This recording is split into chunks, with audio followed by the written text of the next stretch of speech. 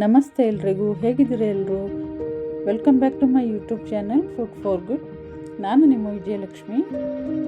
ನಾನಿವತ್ತು ಸ್ಪೆಷಲ್ ಆಗಿರುವಂತಹ ಒಂದು ನಾಟಿ ಸ್ಟೈಲ್ ಚಿಕನ್ ಬಿರಿಯಾನಿನ ಮಾಡೋಣ ಅಂತ ಅಂದ್ಕೊಂಡಿದ್ದೀನಿ. ಇದನ್ನು ಹೇಗೆ ಮಾಡೋದು ಅಂತ ನೋಡ್ಕೊಂಬರೋಣ. ಅದಕ್ಕೂ ಮೊದಲು ನಮ್ಮ ಚಾನಲ್ನ ನೀವು ಸಬ್ಸ್ಕ್ರೈಬ್ ಆಗದೆ ನೋಡ್ತಾ ಇದ್ದೀರಿ ಅಂತಾದರೆ ದಯವಿಟ್ಟು ಸಬ್ಸ್ಕ್ರೈಬ್ ಮಾಡಿ, ಹಾಗೆ ಪಕ್ಕದಲ್ಲೇ ಬರೋವಂಥ ಬೆಲ್ಲೈಕನ್ನು ಕ್ಲಿಕ್ ಮಾಡಿ. ಇದರಿಂದ ನಾನು ಹಾಕೋ ಎಲ್ಲ ರೆಸಿಪಿಗಳ ವಿಡಿಯೋಗಳದ್ದು ನೋಟಿಫಿಕೇಷನ್ ನಿಮಗೆ ಬರುತ್ತೆ. ಇಂಥದ್ದೇ ಹೊಸ ಹೊಸ ರೆಸಿಪಿಗಳಿಗಾಗಿ ನಮ್ಮ ಚಾನಲ್ನ ವಾಚ್ ಮಾಡ್ತಾಯಿರಿ. ಬನ್ನಿ, ನಾಟಿ ಸ್ಟೈಲ್ ಚಿಕನ್ ಬಿರಿಯಾನಿ ಹೇಗೆ ಮಾಡೋದು ಅಂತ ನೋಡೋಣ. ಇದಕ್ಕೆ ನಾನು ಅರ್ಧ kg ಚಿಕನ್ನ ತೊಗೊಂಡಿದ್ದೀನಿ. ಅದಕ್ಕೆ ಅರ್ಧ ಸ್ಪೂನ್ನಷ್ಟು ಅರಿಶಿನದ ಪುಡಿ, ಅರ್ಧ ಕಪ್ನಷ್ಟು ಮೊಸರು, ಹಾಗೆ ನಾನು ಮನೇಲೇ ಮಾಡಿಟ್ಕೊಂಡಿರೋಂತಹ ಚಿಕನ್ ಬಿರಿಯಾನಿ ಮಸಾಲೆನ 1 ಸ್ಪೂನ್ನಷ್ಟು ಹಾಕ್ಕೊಳ್ತಾ ಇದ್ದೀನಿ. ಹಾಗೆ ಅರ್ಧ ಸ್ಪೂನ್ನಷ್ಟು ಉಪ್ಪನ್ನು ಹಾಕ್ಕೊಳ್ತಾ ಇದ್ದೀನಿ. ಇದೆಲ್ಲ ಹಾಕ್ಕೊಂಡು ಚೆನ್ನಾಗಿ ಮಿಕ್ಸ್ ಮಾಡ್ಕೊಳ್ತಾ ಇದ್ದೀನಿ. ಚೆನ್ನಾಗಿ ಪೀಸ್ಗಳಿಗೆಲ್ಲ ಮಸಾಲೆ ಹಿಡಿಯೋ ಹಾಗೆ ಮಿಕ್ಸ್ ಮಾಡ್ಕೊಳ್ತಾ ಇದ್ದೀನಿ. ಇವಾಗ ಎಲ್ಲ ಮಿಕ್ಸ್ ಮಾಡಾದಮೇಲೆ ಮುಚ್ಚಿಟ್ಬಿಟ್ಟು ಒಂದು ಅರ್ಧ ಗಂಟೆ ಮ್ಯಾರಿನೇಟ್ ಆಗೋಕ್ಕೆ ಫ್ರಿಜ್ಜಲ್ಲಿ ಇಡ್ತಾಯಿದ್ದೀನಿ. ಇವಾಗ ನಾನು ಇದಕ್ಕೆ ಮಸಾಲೆಗೋಸ್ಕರ ಒಂದು 5ರಿಂದ 6 ಈರುಳ್ಳಿ, ಒಂದು 4 ಟೊಮೆಟೊ, ಹಾಗೆ 3 ಈರುಳ್ಳಿನ ಸ್ಲೈಸಾಗಿ ಕಟ್ ಮಾಡಿ ಇಟ್ಕೊಂಡಿದ್ದೀನಿ. ಶುಂಠಿ 1 ಇಂಚಿನಷ್ಟು, ಒಂದು 10 ಹಸಿಮೆಣಸಿನ್ಕಾಯಿ, ಕೊತ್ತಂಬರಿ ಸೊಪ್ಪು, ಪುದೀನ ಇಷ್ಟನ್ನು ತಗೊಂಡು ಕ್ಲೀನಾಗಿ ವಾಶ್ ಮಾಡಿ ಈ ಥರ ಕಟ್ ಮಾಡಿ ಇಟ್ಕೊಂಡಿದ್ದೀನಿ. ಹಾಗೆ 1 ಗಡ್ಡೆ ಬೆಳ್ಳುಳ್ಳಿನೂ ಬಿಡಿಸಿಟ್ಕೊಂಡಿದ್ದೀನಿ. ನಾನು ಸಿಪ್ಪೆ ಸುಲಿದಿಲ್ಲ, ಹಾಗೆ ಇಟ್ಕೊಂಡಿದ್ದೀನಿ. ನೀವು ಬೇಕಿದ್ದರೆ ಸಿಪ್ಪೆ ಸುಲ್ಕೋಬೋದು. ಇವಾಗ ಒಂದು ಪಾತ್ರೆ ತಗೊಂಡು ಅದಕ್ಕೆ 3 ಗ್ಲಾಸ್ ಸೋನಾ ಮಸೂರಿ ಅಕ್ಕಿನ ಹಾಕ್ಕೊಳ್ತಾ ಇದ್ದೀನಿ. ನಾವು ಊಟಕ್ಕೆ ಅಥವಾ ಯಾವುದಕ್ಕೂ ಅಕ್ಕಿ ಹಾಕಿದ ತಕ್ಷಣ 1 ಹಿಡಿಯಷ್ಟು ತೆಗೆದು ಅದೇ ಅಕ್ಕಿ ಪಾತ್ರೆಗೆ ರಿಟರ್ನ್ ಹಾಕ್ತೀವಿ. ಅದು ನಮ್ಮದು ಸಂಪ್ರದಾಯ. ಈ ಥರ ಮಾಡೋದ್ರಿಂದ ಮನೆಯಲ್ಲಿ ದವಸ ಧಾನ್ಯಗಳಿಗೆ ಯಾವತ್ತೂ ಕೊರತೆ ಬರಲ್ಲ. ಅದಕ್ಕೋಸ್ಕರ ಈ ಟಿಪ್ಸ್ನ ಫಾಲೋ ಮಾಡ್ತಾ ಇದ್ದೀನಿ. ಹಾಗೆ ಅಕ್ಕಿಗೆ ನೀರು ಹಾಕಿಬಿಟ್ಟು ಅರ್ಧ ಗಂಟೆ ನೆನೆಸಿಟ್ಕೊಳ್ತಾ ಇದ್ದೀನಿ. ನಾವೆಲ್ಲ ಕಟ್ ಮಾಡಿ ಇಟ್ಕೊಂಡಿರೋಂಥ ಎಲ್ಲ ಐಟಮ್ಗಳನ್ನು ಒಂದು ಮಿಕ್ಸಿ ಜಾರ್ ತೊಗೊಂಡು ಎಲ್ಲದನ್ನು ಅದಕ್ಕೆ ಹಾಕ್ಕೊಳ್ತಾ ಇದ್ದೀನಿ. ಈ 2 ಗಡ್ಡೆ ಈರುಳ್ಳಿನ ಏನು ಸ್ಲೈಸಾಗಿ ಕಟ್ ಮಾಡಿ ಇಟ್ಕೊಂಡಿದ್ದೀನಿ ಅದನ್ನು ಮಾತ್ರ ಇಟ್ಕೊಂಡು ಉಳಿದಿದ್ದನ್ನೆಲ್ಲ ಮಿಕ್ಸಿ ಜಾರ್ಗೆ ಹಾಕ್ಕೊಳ್ತಾ ಇದ್ದೀನಿ. ಇದಕ್ಕೆ ನೀವು ಬೇಕಿದ್ದರೆ ಚಕ್ಕೆ ಲವಂಗನೂ ಸೇರಿಸ್ಕೊಳ್ಬೋದು. ನಾನು ಹಾಕ್ಕೊಳ್ತಾ ಇಲ್ಲ, ಯಾಕಂದರೆ ಬಿರಿಯಾನಿ ಮಸಾಲೆನ ನಾನು ಆವಾಗಲೇ ಚಿಕನ್ಗೆ ಮ್ಯಾರಿನೇಟ್ ಆಗೋಕ್ಕೆ ಮಿಕ್ಸ್ ಮಾಡಿ ಇಟ್ಟಿದ್ದೀನಿ, ಹಾಗಾಗಿ ಹಾಕ್ಕೊಳ್ತಾ ಇಲ್ಲ. ನೀವು ಬೇಕಿದ್ದರೆ ಹಾಕ್ಕೊಳ್ಬೋದು ರುಬ್ಬಬೇಕಾದ್ರೆ. ನೋಡಿ, ಎಲ್ಲದನ್ನು ಹಾಕಿ ಇದಕ್ಕೊಂದು ಅರ್ಧ ಗ್ಲಾಸ್ ನೀರು ಹಾಕಿ ನುಣ್ಣಗೆ ರುಬ್ಕೊಂಬರ್ತೀನಿ. ಇವಾಗ ಸ್ಟವ್ ಆನ್ ಮಾಡಿಕೊಂಡು ಒಂದು ಕುಕ್ಕರ್ನ ಸ್ಟವ್ ಮೇಲೆ ಇಟ್ಕೊಳ್ತಾ ಇದ್ದೀನಿ. ಅದಕ್ಕೆ 2ರಿಂದ 3 ಸ್ಪೂನ್ನಷ್ಟು ತುಪ್ಪ, ಹಾಗೆ 2 ಸ್ಪೂನ್ನಷ್ಟು ಎಣ್ಣೆನೂ ಹಾಕ್ಕೊಳ್ತಾ ಇದ್ದೀನಿ.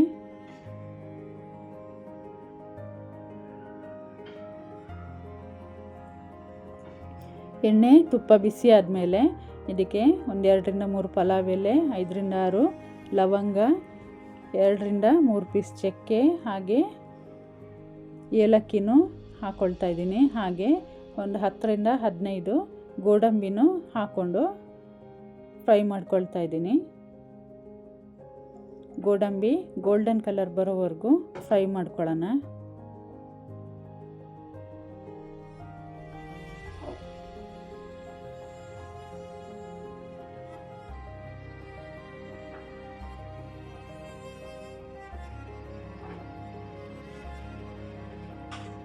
ಗೋಲ್ಡನ್ ಕಲರ್ ಬಂದಿದೆ. ಇವಾಗ ನಾನು 2 ಗಡ್ಡೆ ಈರುಳ್ಳಿಯನ್ನು ಸ್ಲೈಸಾಗಿ ಕಟ್ ಮಾಡಿ ಇಟ್ಕೊಂಡಿದ್ದೆ, ಅದನ್ನು ಹಾಕ್ಕೊಳ್ತಾ ಇದ್ದೀನಿ. ಈ ಈರುಳ್ಳಿನೂ ಅಷ್ಟೇ ಸ್ವಲ್ಪ ಗೋಲ್ಡನ್ ಕಲರ್ ಬರೋವರೆಗೂ ಫ್ರೈ ಮಾಡ್ಕೊಳ್ತೀನಿ. ಈರುಳ್ಳಿ ಚೆನ್ನಾಗಿ ಫ್ರೈ ಆದಮೇಲೆ ಇವಾಗ ನಾನು ಅರ್ಧ ಗಂಟೆ ಮ್ಯಾರಿನೇಟ್ ಆಗೋಕ್ಕೆ ಇಟ್ಕೊಂಡಿರೋಂತಹ ಚಿಕನ್ನ ಹಾಕ್ಕೊಳ್ತಾ ಇದ್ದೀನಿ.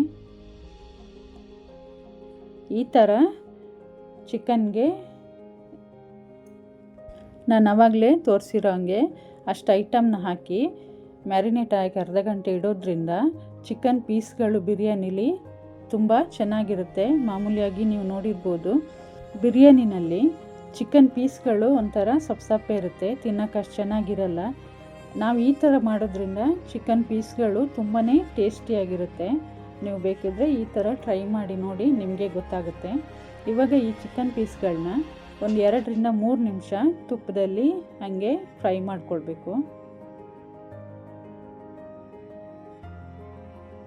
ಈ ಥರ ಫ್ರೈ ಮಾಡ್ಕೊಳ್ಳೋದ್ರಿಂದನೂ ಚಿಕನ್ಗೆ ಒಳ್ಳೆ ಟೇಸ್ಟ್ ಬರುತ್ತೆ. ಚಿಕನ್ ಪೀಸ್ಗಳು ತುಂಬ ಸ್ಮೂತಾಗಿ ತುಂಬಾ ಟೇಸ್ಟಿಯಾಗಿರುತ್ತೆ.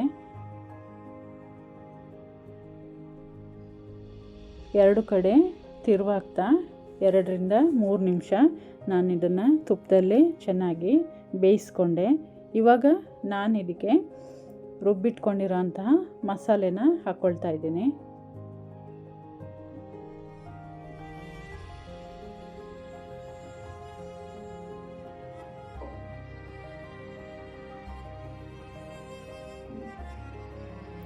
ಮಸಾಲೆ ಹಾಕ್ಕೊಂಡು ಚೆನ್ನಾಗಿ ಒಂದು 3 ನಿಮಿಷ ಫ್ರೈ ಮಾಡೋಣ. ಇದ್ರದ್ದು ಹಸಿ ವಾಸನೆ ಹೋಗೋವರೆಗೂ ಫ್ರೈ ಮಾಡ್ಕೊಳ್ಬೇಕು.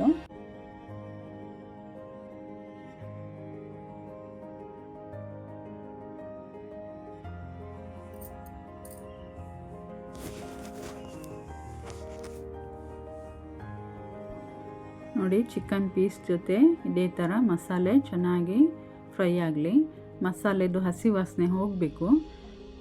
ನಾನು ರುಬ್ಬಬೇಕಾದ್ರೆ ಈ ಮಸಾಲೆಗೆ ಬೇಕಾಗಿರೋಂಥ ಐಟಮ್ಸ್ನ ನಾನು ಫ್ರೈ ಮಾಡ್ಕೊಂಡಿಲ್ಲ, ಹಾಗೆ ಡೈರೆಕ್ಟಾಗಿ ರುಬ್ಕೊಂಡೆ. ಹಾಗಾಗಿ ಇವಾಗ ಇದನ್ನು ಚೆನ್ನಾಗಿ ಫ್ರೈ ಮಾಡ್ಕೊಳ್ಬೇಕು ಹಸಿ ವಾಸನೆ ಹೋಗೋ ತನಕ. ಇವಾಗ ನಾನು ಅರ್ಧ ಗಂಟೆ ನೆನೆಸಿಟ್ಕೊಂಡಿರೋಂತಹ ಅಕ್ಕಿನ ಹಾಕ್ಕೊಳ್ತಾ ಇದ್ದೀನಿ. ಚೆನ್ನಾಗಿ ವಾಶ್ ಮಾಡಿಬಿಟ್ಟು ಹಾಕ್ಕೊಳ್ತಾ ಇದ್ದೀನಿ. ಅಕ್ಕಿ ಹಾಕ್ಕೊಂಡು ಚೆನ್ನಾಗಿ ಒಂದ್ಸರಿ ಮಿಕ್ಸ್ ಕೊಡೋಣ.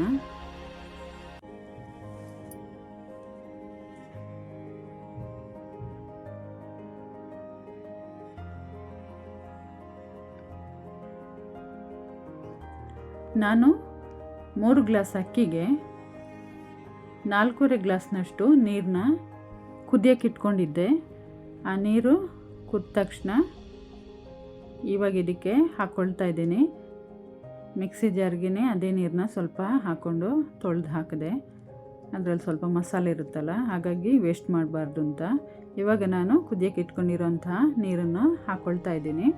1 ಗ್ಲಾಸ್ ಅಕ್ಕಿಗೆ 1.5 ಗ್ಲಾಸ್ನಷ್ಟು ನೀರನ್ನ ನಾನು ಹಾಕ್ಕೊಳ್ತಾ ಇದ್ದೀನಿ. ಯಾಕೆಂದರೆ ಅರ್ಧ ಗಂಟೆ ನಾನು ಅಕ್ಕಿನ ನೆನೆಸಿಟ್ಕೊಂಡಿದ್ದೆ. ಹಾಗಾಗಿ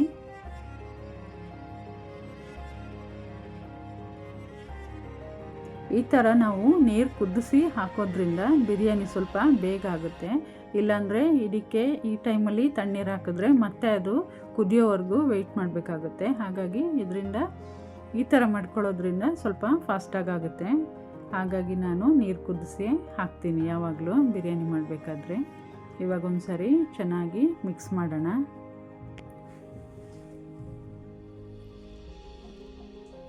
ಇದಕ್ಕೆ ನಾನಿವಾಗ 1.5 ಸ್ಪೂನಷ್ಟು ಕಲ್ಲುಪ್ಪನ್ನ ಹಾಕ್ಕೊಳ್ತಾ ಇದ್ದೀನಿ.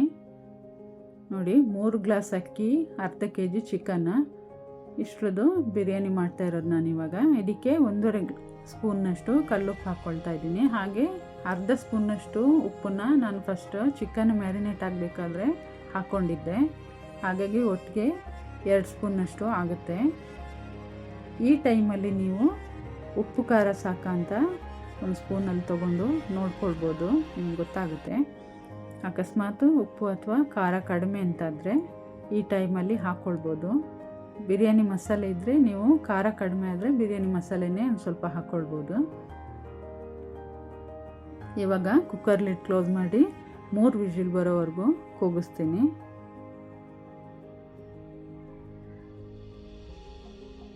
ನೋಡಿ, 3 ವಿಜಿಲ್ ಆಗಿದೆ. ಪ್ರೆಷರೆಲ್ಲ ಹೋದ್ಮೇಲೆ ತೆಗಿತಾ ಇದ್ದೀನಿ. ನಮ್ಮದು ನಾಟಿ ಸ್ಟೈಲ್ ಚಿಕನ್ ಬಿರಿಯಾನಿ ರೆಡಿಯಾಗಿದೆ. ನೋಡಿ ಎಷ್ಟು ಚೆನ್ನಾಗಿ ಉದ್ರುದ್ರಾಗಿ ಎಷ್ಟು ಚೆನ್ನಾಗಿ ಬಂದಿದೆ ಅಂತ.